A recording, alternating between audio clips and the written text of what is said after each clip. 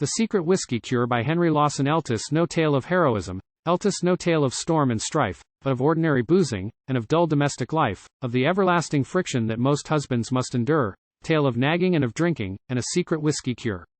Name of Jones, perhaps you know him, small house agent here in town, friend of Smith, you know him also, likewise Robinson and Brown.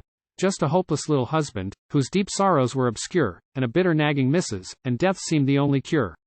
ЛTwas a common sordid marriage, and thereълs little new to tell, save the pub to him was heaven and his own home was a hell, with the office in between them, purgatory to be sure, and, as far as Jones could make out, well, there wasn't any cure. ЛTwas drink and nag, or nag and drink, whichever you prefer, till at last she couldn't stand him any more than he could her.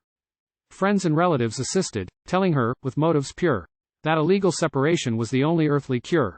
So she went and saw a lawyer, who, in accents soft and low, asked her firstly if her husband had a bank account or no. But he hadn't and she hadn't, they in fact were very poor. So he bowed her out, suggesting she should try some liquor cure. She saw a drink cure advertised in the Sydney Bulletin, cure for brandy, cure for whiskey, cure for rum and beer and gin, and it could be given secret, it was tasteless, swift and sure. So she purchased half a gallon of that secret whiskey cure.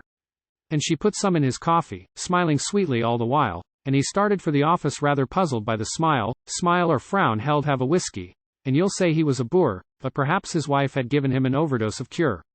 And he met a friend he hadn't seen for 7 years.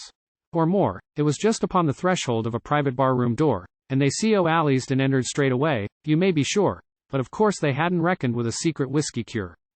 Jones, he drank, turned pale, and, gasping, hurried out the back way quick, where, to his old amazement, he was violently sick. Then they interviewed the landlord, but he swore the drink was pure, it was only the beginning of the secret whiskey cure. For Jones couldn't stand the smell of even special whiskey blends, and shunned bar rooms to the sorrow of his trusty drinking friends, and they wondered, too, what evil genius had chanced to lure him from paths of booze and friendship, never dreaming of a cure. He had noticed, too, with terror that a something turned his feet, when a pub was near, and swung him to the other side the street, till he thought the devils had him, and his person they'd immure in a lunatic asylum where there wasn't any cure. He consulted several doctors who were puzzled by the case, as they mostly are, but never tell the patient to his face. Some advised him ĺTry the mountains for this malady obscure. But there wasn't one could diagnose a secret whiskey cure. And his wife, when he was sober, well, she nagged him all the more.